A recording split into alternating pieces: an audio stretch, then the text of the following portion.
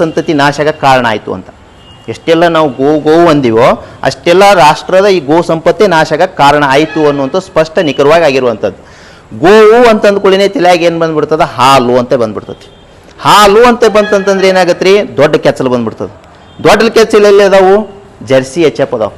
ಹೀಗಾಗಿನೇ ಏನಾಯ್ತಪ್ಪ ಅಂತಂದ್ರೆ ಅದಕ್ಕೆ ಪ್ರೋತ್ಸಾಹ ಕೊಟ್ಬಿಟ್ರು. ಅದಕ್ಕೇನಾಯಿತು, ಜರ್ಸಿ ಎಚ್.ಎಫ್ ಬಂದ್ಬಿಟ್ಟು ನಮ್ಮದು ದೇಸಿ ಆಕಳುಗಳೆಲ್ಲನೂ ನಾಶ ಆಗಿದೆ. ಒಪ್ತೀರಿ? ಇಲ್ಲ ಇಲ್ಲ ಇಲ್ಲ ಇಲ್ಲ ವಾಸ್ತವ ಇಲ್ಲ. ರೈತರು ನೀವೇ ಹೇಳಬೇಕು. ನೀವೇ ನಾನು ಹೇಳ್ತೀನಿ ಅಂತ ಒಪ್ಕೋಬೇಡ್ರಿ. ನಿಂದ್ರಿ ಒಂದು ನಿಮಿಷ ಅಣ್ಣರೇ, ನೋಡ್ರಿ ಅಣ್ಣಾರ ಒಂದು ನಿಮಿಷ ನಿಂದ್ರಿ, ನಾ ಪೂರ್ಣ ಮುಗಿಸ್ತೀನಿ. ಮನುಷ್ಯ ಯಾವತ್ತಿಗೂ ಕೂಡ ಏನು ಮಾಡ್ತಾನೆ ಅಂತಂದರೆ ಆರ್ಥಿಕವಾದ ಲಾಭವನ್ನು ನೋಡ್ತಾನೆ. ಇದು ಸಾಮಾನ್ಯವಾಗಿರುವಂಥ. ನೀವೇನಾರ ಮಾಡ್ರಿ ಅಂತಂದರೆ ಓಕೆ, ನೀವು ನೌಕರಿ ಮಾಡಿರೋದಿಲ್ಲ ರೀ, ನಾನು ನೌಕರಿ ಮಾಡೀನಿ, ಹೌದಾ? ಇವತ್ತು ಸರ್ಕಾರ ನಮಗೆ ಪಗಾರ ಕೊಡಲಿಲ್ಲ ಅಂದ್ರೆ ನೀವು ಎಷ್ಟು ದಿವಸ ಕೆಲಸ ಮಾಡ್ತೀರಿ? ಇಲ್ಲಪ್ಪ ಸೇವಾ ಮಾಡೋಣ ಅಂತ ಮಾಡ್ತೀರಿ. ಇವತ್ತು ದೇಶ ಸೈನಿಕರು ಅಲ್ಲಿ ಕಾಯಕತ್ತಾರತ್ತೆ ತಿಳ್ಕೊಳ್ಳೋಣ. ಅವರಿಗೆ ನಾವೇನು ಮಾಡೋಣ, ಒಂದು ವರ್ಷ ಏನು ಇಲ್ಲಪ್ಪ ಅಂತೇಳಿ ಹಿಂಗೆ ಹೋದ್ರತ್ತೆ ತಿಳ್ಕೊರಿ. ಅವಾಗ ಅದು ಸ್ಥೈರ್ಯ ಧೈರ್ಯ ಏನಾದರೂ ಬರ್ತದೇನೋ, ಸ್ಫೂರ್ತಿ ಬರ್ತದೇನೋ ಅವರಿಗೆ. ಇವತ್ತು ಇದೇ ನಮ್ಮ ದೇಶದಲ್ಲಿರುವಂಥ ಸೈನಿಕರಿಗೆ ಏನು ಧೈರ್ಯ ಸ್ಥೈರ್ಯ ನಾವು ಮಾಡಬೇಕಪ್ಪ ದೇಶಾಭಿಮಾನ ಅದಲ್ಲ, ಅದೇ ಪಾಕಿಸ್ತಾನದವ್ರಿಗಿಲ್ಲ. ಯಾಕಿಲ್ಲಪ್ಪ ಅಂದ್ರೆ ಅವ್ರಿಗೆ ಏನೆಲ್ಲ ಸವಲತ್ತುಗಳು ಬೇಕೋ ಅದು ಕೊಡುವಂಥ ಶಕ್ತಿ ಅವ್ರಿಗೆ ಇಲ್ಲ ಅಂತ ಅರ್ಥ ಮಾಡ್ಕೊಂಡು ನಿಮ್ಗೆ ಹೇಳಕತ್ತಿದ್ದು. ಹಾಗಾಗಿ ಇಲ್ಲಿನೂ ಕೂಡ ಏನಾಗ್ತದೆ, ಯಾರು ಜೋಡೆತ್ತುಗಳನ್ನು ಈಗ ಇನ್ನೊಂದು ಬರ್ತೀನಿ, ಇವೆಲ್ಲನೂ ಏನಾಯ್ತಪ್ಪ ಅಂತಾರೆ ಹಾಲಿಗಾಗಿ ಏನು ಮಾಡಿದ್ರು, ಪ್ರೋತ್ಸಾಹ ಕೊಟ್ಬಿಟ್ರು. ಹಾಲಿಗಾಗಿ ಪ್ರೋತ್ಸಾಹ ಕೊಟ್ಕೊಳ್ಳೇನೆ ಹಾಲು ಹೆಚ್ಚಿಗೆ ಹಿಂಡುವಂಥವು ಅವು ತಂದುಬಿಟ್ರು. ತಂದುಕೊಳ್ಳೇನೆ ಇವತ್ತು ಏನಾಗ್ಯದಪ್ಪ ಅಂದ್ರೆ ಕರ್ನಾಟಕದಲ್ಲಿ ನಮಗೆ ಬೇಕಾದಕ್ಕಿಂತ ಹೆಚ್ಚಿಗೆ ಹಾಲು ಉತ್ಪಾದನೆ ನಾವು ಮಾಡಕತ್ತೀವಿ. ಮುಂಜಾನೆ ನಸಿಗಿನಾಗ ಎದ್ದು ಹಾಲು ಹಿಂಡಿ ಎಲ್ಲ ಮಾಡಿ ಅಲ್ಲಿ ಶ್ರಮ ವಹಿಸಿ ಕೊಟ್ಟು ಬರ್ತಾರೆ. ಹೌದ್ರಿ ನಾ ಹೇಳಕತ್ತೀವಿ. ಆದರೆ ಇವತ್ತು ಇನ್ನೂ ಜೋಡೆತ್ತು ಕಟ್ಟಿದಂಥ ರೈತನು ಶ್ರಮ ವಹಿಸಕ್ಕೆ ತಯಾರದಾನ. ಆದರೆ ಅವನಿಗೆ ಏನಾದರೂ ಕೊಡಕ್ಕೆ ನಾವು ಪ್ರಯತ್ನ ಮಾಡಿವೇನು, ಈ ನಿಟ್ಟಿನಲ್ಲಿ ಚಿಂತನೆ ಮಾಡಿವೇನು ಅನ್ನೋದು ಅಂತ. ಇನ್ನು ಜೋಡೆತ್ತ ಕಟ್ಟಿದವಂಗ ಒಂದು ಆಕಳ ಕಟ್ಟೋದು ದೊಡ್ಡ ವಿಷಯನೇ ಆಗೋದಿಲ್ಲ. ಮತ್ತು ಇನ್ನು ಜೋಡೆತ್ತ ಯಾರು ಕಟ್ಟ್ಯಾರ ನೋಡ್ರಿ, ಇಷ್ಟೆಲ್ಲ ಆಗ್ಯದ ಇವತ್ತು. ಎಚ್.ಎಫ್ ಇಷ್ಟೆಲ್ಲ ಬಂದಾವು. ಎಷ್ಟು ಎಚ್.ಎಫ್ ಎತ್ಕೊಳ್ಳೋದಾವ ಹೇಳ್ರಿ ನೋಡೋಣ, ಎಷ್ಟು ಜರ್ಸಿ ಎತ್ಕೊಳ್ಳೋದಾವು ಅದಾವ್ರಿ? ಇದೆ ಇಲ್ಲಿ ಅದಾವು? ಇಲ್ಲ ಅದಾವ? ಇಲ್ಲ. ಯಾಕಿಲ್ಲ ಅಪ್ಪ ಅಂತಂದ್ರೆ ಈ ಮಣ್ಣಿನ ಗುಣಧರ್ಮಕ್ಕೆ ಏನಪ್ಪ ಅಂತಂದ್ರೆ ನಮ್ಮ ಎತ್ಕೊಳ್ಳೆ ಕಟ್ಟಬೇಕು ಅಂತ ನಿಂದಿರ್ತಾವ ರೈತ. ಇದನ್ನು ನಾವು ಪ್ರಾಕ್ಟಿಕಲ್ ಆಗಿ ನೋಡಿರೋದು. ಹೀಗಾಗಿ ಕೇವಲ ಇವೇನು ಗೀರ್ ಆಕಳುಗಳದಾವಲ್ರಿ, ಗೀರ್ ಆಕಳ ಅವು ಕೂಡ ಒಂದು ಗಂಡು ಕರುಗಳನ್ನು ಇವತ್ತು ಎತ್ತಾಗಿ ಬಳಕೆ ಮಾಡಕ್ಕೆ ತಯಾರಿಲ್ಲ ನಮ್ಮ ರೈತಲ್ಲಿ. ಆ ಗಂಡು ಕರುಗಳಲ್ಲಿ ಅದೇ ಭಾಗಕ್ಕೆ ರಾಜಸ್ಥಾನ ಭಾಗಕ್ಕೆ ಉಪಯೋಗ.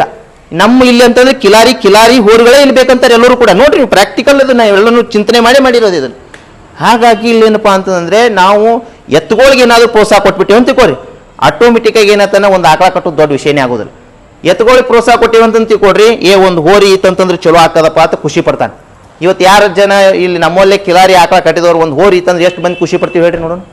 ಪಡೋದಿಲ್ಲ. ಇವತ್ತು ಯಾಕಾರ ಇತ್ತು ಮರೆ ಗಂಡ ಅಂತ ವಿಚಾರ ಮಾಡ್ತೀವಿ, ಹೆಣ್ಣಿದ್ರೆ ಚಲೋ ಇತ್ತು ಅಂತ ಹೇಳಿ. ಮೊದಲು ಹೆಂಗಿತ್ತಪ್ಪ ಅಂತಂದ್ರೆ ಗಂಡು ಕರನೇ ಇದ್ರೆ ಭಾರಿಯಪ್ಪ ಅಂತ. ಯಾಕಪ್ಪ ಅಂದ್ರೆ ಅದಕ್ಕೆ ಬೆಲೆ ಇತ್ತು, ಅದನ್ನ ಮೈಸಿದ ಅಂತಂದ್ರೆ. ಇವತ್ತಿಲ್ಲ ಅನ್ನೋದು ನಮಗೆ ಗೊತ್ತಾಗ್ಬಿಟ್ಟದ.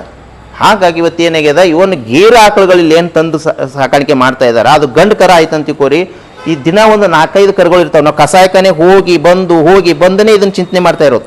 ನಿಮ್ಗೆ ಹೇಳ್ತಾ ಇರೋದು ಎಲ್ಲಿ ಉಪ್ಪುಲ್ ಬುರ್ಜ್ ಅದ, ಉಪ್ಪುಲ್ ಬುರ್ಜ್ ಹತ್ರನೇ ಒಂದು ಕಸಾಯಖಾನೆ ಅದ. ದಿವಸ ಒಂದು 5-6 ಗೀರ್ ಆಕಳ ಗಂಡು ಕರುಗಳು ಇರ್ತಾವೆ. ಇದು ಭಯಾನಕ ಇದ್ರಿ ಇದು ಪರಿಸ್ಥಿತಿ. ನಾ ಹೇಳಕತ್ತಿದ್ದು ಯಾಕಪ್ಪ ಅಂದ್ರೆ ಇದು ಮಣ್ಣಿನ ಗುಣಧರ್ಮಕ್ಕೆ ಆಧಾರವಾಗಿ ಏನಾಗಿದೆ, ಅಲ್ಲಲ್ಲಿ ತಳಿಗಳಿರುವಂಥದ್ದು. ಆಯಾ ತಳಿಗಳು ಉಳಿಬೇಕಾಗಿತ್ತು ಅಂದ್ರೆ ಜೋಡೆತ್ತಿನ ಕೃಷಿ ಉಳಿಲೇಬೇಕು ಅಂತೇಳಿ. ಹಾಗಿದ್ರೆ ಇವತ್ತು ಒಂದು ನಾಗರಿಕತೆ, ಸಿಂಧು ನದಿ ನಾಗರಿಕತೆ, ಆಕಳನ್ನದು ಒಂದು ಏನು ಮಾಡಬೇಕಾಗಿತ್ತು, ಅದು ತನ್ನ ಸೀಲ್ ಅಂತ ಉಪಯೋಗ ಮಾಡಬೇಕಾಗಿತ್ತು, ಮುದ್ರೆ ಅಂತ ಉಪಯೋಗ ಮಾಡಬೇಕಾಗಿತ್ತು. ನಂದಿನಿ ಯಾಕೆ ಮಾಡಿತ್ತು ವಿಚಾರ ಮಾಡ್ರಿ. ಹೇಳಕತ್ತದ್ದು ಇವಾಗ ಸಮಾಧಿ ಮೇಲೆ ನಂದಿನಿ ಯಾಕಿಟ್ರು, ಆಕಳ ಹಾಕಿರ್ಲಿಲ್ಲ. ಮನ್ಯಾಗೂ ನಾವು ಜಗಲಿ ಮ್ಯಾಗ ನಂದಿನೇ ಪೂಜೆ ಮಾಡ್ತೀವಿ, ಆಕಳನ್ನ ಯಾಕೆ ಪೂಜೆ ಮಾಡ್ಯಾವಲ್ಲಿ? ಆಕಳನ್ನ ವಾಸ್ತವದಲ್ಲಿ ದಿನಾಲು ಮನೆಗೆ ತಂದಿಕೆಸಿನ ಪೂಜೆ ಮಾಡ್ತೀವಿ. ಅದನ್ನು ಯಾವುದನ್ನ ನಾವು ಯಾವ ರೀತಿ ಪೂಜೆ ಮಾಡಬೇಕು ಅದನ್ನೇನು ಮಾಡಿದೆ ಅಂತಂದ್ರೆ ಆಯಾ ಮಣ್ಣಿನ ಗುಣಧರ್ಮಕ್ಕೆ ಅನುಗುಣವಾಗಿ ಯಾವ್ದು ಅವಶ್ಯಕತೆಯನ್ನು ತಿಳಿಸಿದ್ದಾರೆ ಅಂತಂದ್ರೆ. ಇವತ್ತು ಭಾರತ ಸಂವಿಧಾನದಲ್ಲಿನೂ ನಂದಿನೇ ಬೆಳೆಸ್ಯಾರ. ನಂದಿ ಬಿಟ್ಟು ಗೋವನ್ನೇ ಬೆಳಿಬೋದಾಗಿತ್ತಲ್ರಿ, ವಿಚಾರ ಮಾಡಿ ನೋಡಿ ಹೇಳಕತ್ತೆ. ಹಾಗಾಗಿ ಇವತ್ತು ನಾವೇನಾದರೂ ಗೋ ಅಂತಂದೇವು ಅಂತಂದ್ರೆ ಗೋ ಸಂಪತ್ತು ನಾಶ ಆಗಕ್ಕೆ ಶುರು ಮಾಡ್ತದೆ. ನಮ್ಮ ಗೋವು ನಾಶ ಆಗ್ತದೆ. ಅದ್ರ ಬದಲಿ ಬೇರೆ ವಿದೇಶಿವು ಬಂದ್ಬಿಡ್ತಾವೆ. ಅದೇ ನೀವು ಎತ್ತು ಅನ್ನಕ್ಕೆ ಶುರು ಮಾಡಿಬಿಡ್ರಿ, ಇವು ಜರ್ಸಿ ಎಚ್.ಎಫ್ನ ಓಡೋಗ್ಬಿಡ್ತಾವೆ. ಹೌದ್ರಿ ನಾ ಹೇಳಕತ್ತದ ವಾಸ್ತವ ಸ್ಥಿತಿ ಎಲ್ಲ ನಾ ಹೇಳಕತ್ತದ, ಪ್ರಾಕ್ಟಿಕಲ್ ಅಲ್ಲ, ಹೌದಾ? ಹಾಗಾಗಿ ಇವತ್ತು ನಾವು ಕೇವಲ ಮತ್ತೆ ಇನ್ನೊಂದು ತಲೆಯಾಗಿ ಏನಪ್ಪ ಸೆಗಣಿಗೆ ಸಾಕೋದು ಅಂತ. ಸೆಗಣಿ ಇಲ್ಲ, ಸೆಗಣಿ ಅದು ಸುಮ್ಮದು ಹೆಚ್ಚಿಂದದು. ಇದು ಉಳುಮೆಗಾಗಿ ಸಾಕಬೇಕು ಅಂತ ನಿಮ್ಗೆ ಹೇಳ್ತಾ ಇರೋದು. ಉಳುಮೆಗಾಗಿ ಇವತ್ತು ಜೋಡೆತ್ತು ಕಟ್ಟಿ ಏನು ಒಕ್ಕಲ್ತನ ಮಾಡಕತ್ತಾನ, ಅದರಿಂದ ಉಳುಮೆ ಮಾಡಕತ್ತಾನಲ್ಲ, ಅವನು ಪಣ್ಣು ಪರೀಕ್ಷೆ ಮಾಡೋಣ. ಇನ್ನೊಬ್ಬ ಟ್ರ್ಯಾಕ್ಟರ್ 10 ವರ್ಷ ಮಾಡಾಕತ್ತಾನಲ್ಲ ಅವ್ನು ಮಣ್ಣು ಪರೀಕ್ಷೆ ಮಾಡೋಣ. ಯಾರು ಮಣ್ಣು ಫಲವತ್ತಾಗಿರ್ತದ್ರಿ? ಎತ್ತು ಹೊಡೆದೊಂದು ಇರ್ತದೆ. ನೀವು ಗೊಬ್ಬರ ಹಾಕ್ಲಿಕ್ಕಂದ್ರೂ ಬಿಡಲಿ, ಎತ್ತಲಿಂದ ಏನು ಗಳೆ ಹೊಡೆದಿರ್ತಾನಲ್ಲ ಅದು ಫಲವತ್ತತೆ ಹೆಚ್ಚಿಗೆ ಆಗಿರ್ತದೆ ಅನ್ನುವಂಥದ್ದು.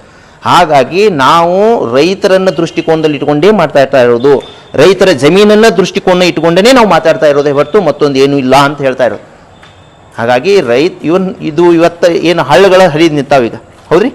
ಹಳ್ಳಗಳು ಯಾಕೆ ಹರಿದು ನಿಂತಾವ ಅಂತಂದ್ರೆ ಮಣ್ಣು ಏನಾಗಿಬಿಟ್ಟದ, ಬಂಡೆ ಅನ್ನೋಕೆ ಆಗಿಬಿಟ್ಟದ. ಯಾಕೆ ಬಂಡೆ ಆಯ್ತಪ್ಪ ಅಂದ್ರೆ ಈ ಒಂದು ಟ್ರ್ಯಾಕ್ಟರ್ ಉಪಯೋಗ ಮಾಡೋದ್ರಿಂದ ನೀರು ಹಿಡಿದು ಇಟ್ಕೊಳ್ಳುವಂಥ ಶಕ್ತಿನೇ ಕಳ್ಕೊಂಡ್ಬಿಟ್ಟದ. ದೊಡ್ಡ ಮಳೆ ಬಂತಂದ್ರೆ ಏನಾಗ್ತದ, ಪಟ್ಟಣೆ ದೊಡ್ಡ ಹಳೆ ಬಂದು ಹೋಗ್ಬಿಡ್ತದೆ, ಮುಂದಲ್ಲಿ ನೀರೇನೇ ಇಲ್ಲ, ಹಾಳುಗಳೆಲ್ಲನೂ ಕೊಳಚೆ ಆಗಿಬಿಟ್ಟಾವ. ಹೌದ್ರಿ? ನಾ ಹೇಳಕತ್ತಿದ್ದು ಅದೇ 20 ವರ್ಷದಿಂದ ಹಾಳುಗಳು ಹರಿತಿದ್ದು. ಯಾಕೆ ಹರಿತಿದ್ದು ಅಂದರೆ ಯಥೇಚ್ಛವಾಗಿ ನಂದಿ ಸಂಪತ್ತಿತ್ತು, ಅದರ ಆಧಾರಿತವಾಗಿ ನಾವು ಉಳುಮೆಯನ್ನು ಮಾಡ್ತಿದ್ದೇವೆ. ಇವತ್ತೇನಾಗ್ಯಾವ ಅಂತಂದ್ರೆ ಹಳ್ಳಗಳು ಬತ್ತಿ ಹೋಗ್ಯಾವ, ಬಾವಿಗಳು ಬತ್ತಿ ಹೋಗ್ಯಾವ. ಇನ್ನು ಮುಂದೆ ಕೆಲವೇ ದಿನಗಳಲ್ಲಿ ಏನಾಗ್ತಾವ ಅಂದ್ರೆ ಈ ಕೊಳವೆ ಬಾವಿಗಳು ಬತ್ತಿ ಹೋಗೇ ಬಿಡ್ತಾವು ಅಂತ. ನಾ ಎಲ್ಲಿ ಯಾರೇ ಹಿಂಗೆ ಕೊಳವೆ ಬಾವಿ ಮುಖಾಂತರ ನಾನು ಈ ಸುಗರ್ಗೆ ಏನು ಮಾಡ್ತೀನಿ ಒಪ್ಪೋದೇ ಇಲ್ಲ. ನಾನು ದಯವಿಟ್ಟು ಒಂದು ಸ್ವಲ್ಪ ಶಾಂತಾರಿ ಅಂತ ನಿಂದ್ರಿ, ಯೋಚನೆ ಮಾಡಿರಿ ಅನ್ನುವಂಥದ್ದು. ನೀವು ಏನೇ ಮಾಡಿದರೂ ಕೂಡ ಭವಿಷ್ಯ ಇಲ್ಲ, ನಮ್ಗೆ ಹೇಳ್ತಾ ಇರೋದು ಸ್ಪಷ್ಟವಾಗಿ. ಇದನ್ನು ಭಾಳ ಅರ್ಥ ಮಾಡ್ಕೊಂಡು ನಾವು ಹೆಜ್ಜೆ ಇಡಬೇಕಾಗಿದೆ ಅಂತ ಈ ನಿಟ್ಟಿನಲ್ಲಿ. ಇವೆಲ್ಲ ನಿಂತ್ಕೊತಾನೆ ಹೋಗ್ತವೆ. ಕಡಿಮೆ ಇದು ಏನಾದರೂ ಒಂದು ನಾವು ಬ್ಯಾಲೆನ್ಸ್ ಮಾಡಬೇಕು ಇದನ್ನು ಅಂತಂದರೆ, ರಿವರ್ಸ್ ಮಾಡಬೇಕು, ಒಂದು ಸ್ವಲ್ಪ ಸಮಸ್ಯೆಗೆ ಒಂದು ಪರಿಹಾರ ಕಂಡ್ಕೋಬೇಕಂದ್ರೆ ನಂದಿಯನ್ನು ತರಲೇಬೇಕು. ಅದಕ್ಕೆ ದೊಡ್ಡ ಪ್ರಮಾಣದ ಪ್ರೋತ್ಸಾಹವನ್ನು ಅದಕ್ಕೆ ಕೊಡಲೇಬೇಕು. ಕೊಟ್ಟರೆ ಮಾತ್ರ ಏನಾಗ್ತದೆ, ಒಂದು ಹಂತದ ನಾವು ಪರಿಹಾರವನ್ನು ಕಂಡುಕೊಳ್ಳೋಕೆ ಸಾಧ್ಯತೆ ಅದ ಅನ್ನುವಂಥದ್ದು ಅಷ್ಟೇ ನಮಗೆ ಸ್ಪಷ್ಟ ಮತ್ತು ನಿಖರವಾಗಿ ಗೊತ್ತಾಗಿರೋದು. ಇವತ್ತು ನದಿಗಳು ಏನಾಗಿಬಿಟ್ಟಾವಪ್ಪ ಅಂದ್ರೆ ಬರೀ ಅಲ್ಲಿ ನಿಂದ್ರಿಸಿ ನೀರು ತಂದು ಕೊಡಾಕತ್ತೀವಿ. ಅವು ಎಷ್ಟು ಕಲುಷಿತ ಆಗಿವೆ ಅಂದ್ರೆ ಮಾರ್ತಕೊಳ್ಳೋಕ್ಕಾಗೋದಿಲ್ಲ. ಇವತ್ತು ಇನ್ನೂ ಆಳವಾದಂಥ ವಿಜ್ಞಾನ ಅದು. ಶ್ರೀಶೈಲ ಮಲ್ಲಯ್ಯ ಇರುವುದು ಎದಕ್ಕಪ್ಪ ಅಂತಂದ್ರೆ ಈ ಕೃಷ್ಣಾ ನದಿ ಏನದಲ್ಲ, ಇದು ಜಲಾನಯ ಪ್ರದೇಶ, ಇದು ಉಳಿಸಾಕನೇ ಶ್ರೀಶೈಲ ಮಲ್ಲಯ್ಯ ಆ ಸ್ಥಾನದಲ್ಲಿರುವಂಥದ್ದು. ಈ ಭಾಗದ ಒಂದು ಜ್ಯೋತಿಯನ್ನು ಆರದೇ ಉಳಿಸುವಂಥದ್ದು ಕೆಲಸಕ್ಕೇ ಶ್ರೀಶೈಲ ಮಲ್ಲಯ್ಯ ಇರೋದು ಅಂತ. ಈ ಭಾಗದಲ್ಲಿ ಇರುವಂಥದ್ದು ಎಲ್ಲ ಏನು ಮಳೆ ನೀರು ಇಲ್ಲಿನೂ ಬೀಳ್ತದಲ್ರಿ, ಇದು ಎಲ್ಲನೂ ಕೂಡ ಏನಾಗ್ತದೆ ಶ್ರೀಶೈಲ ಮಲ್ಲಯ್ಯನ ಪಾದಡಿಯಲ್ಲೇ ಹಾಯ್ದು ಹೋಗ್ತದೆ. ಪಾತಾಳಗಂಗೆ ಅಂತೀರಲ್ಲ, ಹೌದ್ರಿ? ಅಲ್ಲಿಗೇನೆ ಹೋಗಿ ಮುಟ್ತದೆ ಇದೆಲ್ಲನೂ. ಇಲ್ಲಿ ನಂದಿ ಸಂಪತ್ತಿದೆ ಎಲ್ಲನೂ ನಾಶ ಆಯಿತು ಅಂತ ತಿಳ್ಕೋರಿ, ಈ ನೀರು ಅಲ್ಲಿ ತಕ್ಕ ಹೋಗಿ ಮುಟ್ಟುವುದಿಲ್ಲ ಅಂತ. ಯಾಕಂದ್ರೆ ಹಿಂಗುವುದಿಲ್ಲ, ಹಳ್ಳನೇ ಬತ್ತಿ ಹೋಗ್ತಾವ. ಹಳ್ಳಿ ಬತ್ತಿ ಹೋದ್ವು ಅಂದ್ರೆ ನದಿನೂ ಬತ್ತಿ ಹೋಗ್ತದ ಅಂತ ಇಟ್ಟು ಎಲ್ಲನೂ ಕೂಡ ಇದು ವಿಜ್ಞಾನ ಇರುವಂಥದ್ದು. ಹಾಗಾಗಿ ಇವತ್ತು ಕೃಷ್ಣಾ ನದಿ ಉಗಮ ಎಲ್ಲಿ ಆಗ್ತದೆ? ಮಹಾಬಳೇಶ್ವರ. ಆ ಮಹಾಬಳೇಶ್ವರದಲ್ಲಿ ಏನಪ್ಪ ಅಂದ್ರೆ ನಂದಿ ಬಾಯಿ ಒಳಗೆ ನೀರು ಬರುತ್ತಾ ಇರೋದು. ನಂದಿ ಇದ್ದ ಅಂತಂದ್ರೆ ತಿಳ್ಕೋರಿ ಹಳ್ಳ ಕೊಳ್ಳಗಳೆಲ್ಲನೂ ಹರಿತಾವು ಅಂತ. ಬಾವಿಗಳಲ್ಲಿನೂ ಕೂಡ ನೀರು ಇರ್ತದೆ ಅನ್ನುವಂಥದ್ದು, ಕೊಳವೆ ಬಾವಿಗಳಲ್ಲಿನೂ ಕೂಡ ನೀರು ದೊರೀತದೆ ಅಂತ. ಅದೇ ರೀತಿ ಈ ನದಿಗಳು ಶುದ್ಧವಾಗಿರ್ತಾವು ಅಂತ. ಹಾಗಾಗಿ ಇವೆಲ್ಲವೂ ಕೂಡ ಪಂಚ ಮಹಾಭೂತಗಳ ಏನದಲ್ಲ ಶುದ್ಧೀಕರಣ ಆಗುವಂಥದ್ದು, ಶುದ್ಧವಾಗಿರುವಂಥದ್ದು ನಿಂತಿದ್ದೇ ತತ್ವ ನಿಂತಿದ್ದೇನೆ ನಂದಿ ಮ್ಯಾಗ. ಇವು ಎಲ್ಲನೂ ಕೂಡ ನಮಗೆ ದೇವರು ಇವತ್ತು ಏನು ನಾವು ಎಲ್ಲನೂ ಪೂಜೆ ಮಾಡ್ತೀವಲ್ಲ ಅದು ಕೂಡ ನಂದಿಗೆ ಲಿಂಕ್ ಆಗಿರುವಂಥದ್ದು. ಯಾರು ವೀರಭದ್ರನನ್ನ ಮನೆ ದೇವರು ಅಂತ ಸ್ವೀಕಾರ ಮಾಡಿದ್ದೀವಿ, ಯಾರು ಬದಾಮಿ ಬನಶಂಕರಿ ಅಂತ ಸ್ವೀಕಾರ ಮಾಡಿದ್ದೀವಿ, ಅದೇ ರೀತಿ ನಂದಿನೇ ನಮ್ಮ ಮನೆಯ ದೇವರಂತೆ ಸ್ವೀಕಾರ ಮಾಡಿದ್ದೀವಿ. ಅದಕ್ಕೆ ಲಿಂಕ್ ಇರೋದು.